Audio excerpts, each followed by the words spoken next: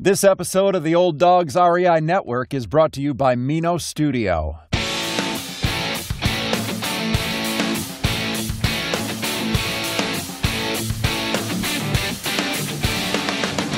Welcome to the Old Dogs REI Network, where cash flow is king. Real estate investing, the means, so you can enjoy your retirement dreams. This is the show where we cut right to the chase. No sales pitch, no long monologues, just simple how-to real estate investing advice, so you can earn the passive income you need to enjoy your retirement today. And now, your host and chief old dog, Bill Manassero. Hello, old dogs, and welcome to Fun Facts Friday. This is our once-a-week, only on Friday show, where we have special episodes, not featuring guests, where I will share tricks, tips, terminology, and techniques that will help skyrocket you to real estate investing success. Well, welcome, old dogs. Before we get started with today's topic, I just wanted to say hello, and as you can tell, I probably have a kind of a head cold here. It's like the flu going around, and my whole family has it. So hopefully next episode won't be as bad here with my scratchy throat and all that stuff. I did want to tell you guys just a reminder here that we do have an Old Dogs Facebook group. And if you'd like to join us, it's a closed group. But if you let me know that you'd like to be in the group, I could go ahead and add you. Some of our more Facebook talented people have figured that out, and I guess they go there and there's a request, and I can just answer it and let the person in the group, but I don't really know how to tell you to do that because I'm kind of new at Facebook and all that stuff. So, so you guys can, you could also just email me, and I'd be happy to add you, or whatever way you can reach me. Maybe you can, instant message me or something. I don't know, but either way, I'd love to add you. The idea of the group is basically just a place where we can gather, and we can you can meet other investors. We can talk about things. You can discuss episodes that have aired on the podcast, or maybe articles that we've written in our blog, or ask questions as you're moving forward with your real estate investing. So feel free to join that group. So today's topic onto that is how to buy apartments that aren't for sale. Now, the good news is that it's a great time to buy apartment buildings. The bad news is everybody else knows that too. So you have to really be creative here in terms of finding good deals, especially if you're just starting out.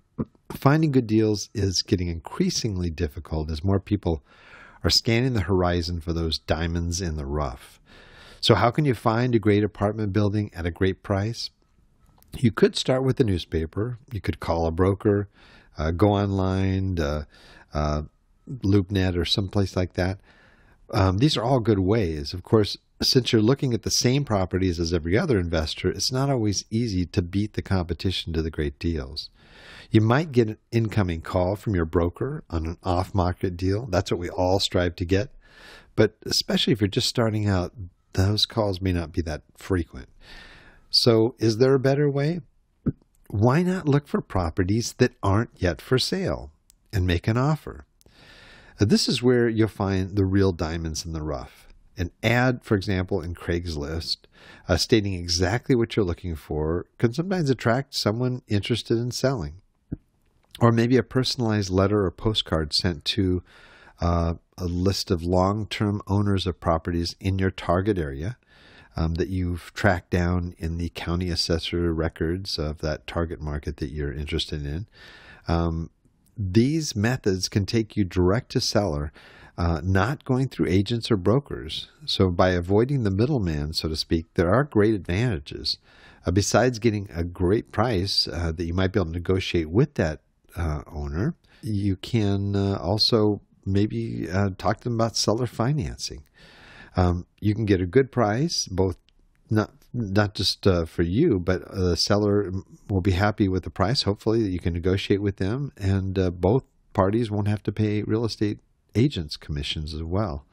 So buying apartment buildings that aren't for sale starts with a 3-step search process. First, decide what you're looking for. Clearly identify your target property. You want duplexes, for example, fourplexes, or larger apartment buildings. The second step is to start looking for properties that fit your criteria.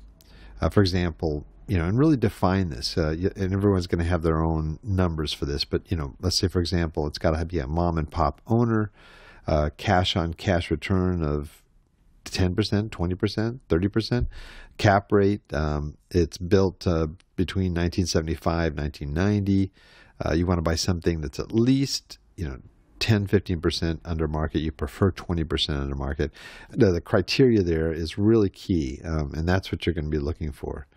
And once you have that information, you're ready to start contacting the owners. So how do you go about buying an apartment building from non-sellers? Well, first of all, don't limit yourself to just fixer-uppers or other problem properties that seem more likely to have owners willing to sell. Most owners of rental properties have thought of selling at one time or another, and this is true. In fact, a lot of them are thinking of it all the time. What am I going to be able to sell this for? Or maybe, I'm done. I've been doing this for a long time. I'm ready to sell it, but they just haven't started contacting people and made that happen. So you could actually make that happen and help them out in that regard. You can tell when or why a landlord is ready to call it quits. The key thing you can, in order to do that, is just by asking. As you contact these people, you just ask them, hey, are you ready? Are you interested in selling? And of course, tact is everything. You want to be sensitive to these people. And when you call the owner, say you're an investor, not a broker. And those of you that are brokers, maybe you have to say you're a broker. I'm not sure, but either way, it just is better to come in from a investor standpoint. Then tell him or her, what you see, and that you can have an offer ready for them in a week if they're interested.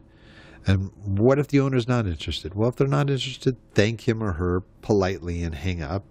But tell the owner, or follow up with the owner and with a nice note or a letter with your card, because investors often buy from owners that change their minds.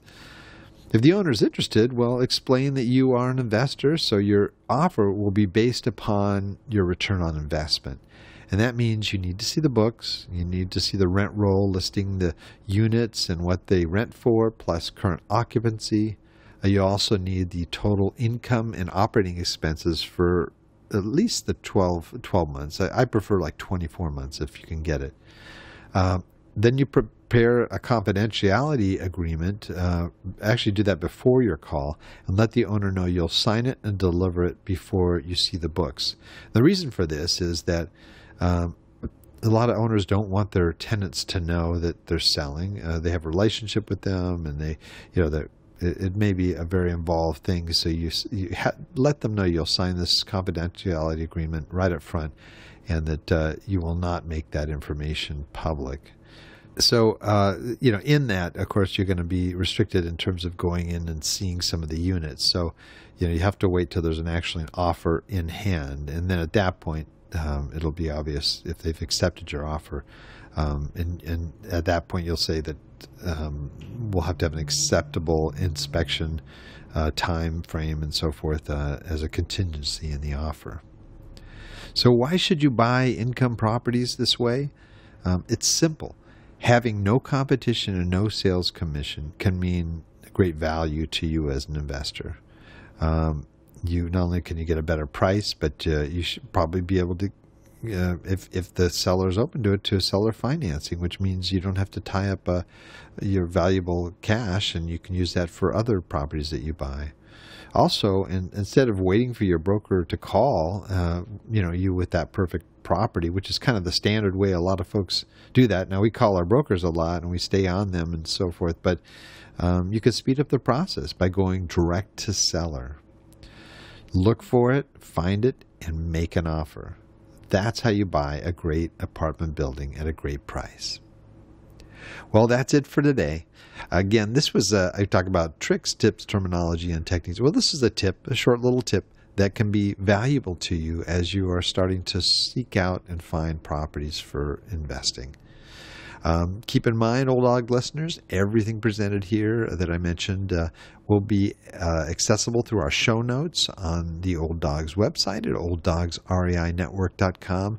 And the show notes are in the blog section. So just look for the blog, click on the blog, and you'll find that. So until next time, remember, cash flow is king, and real estate investing the means.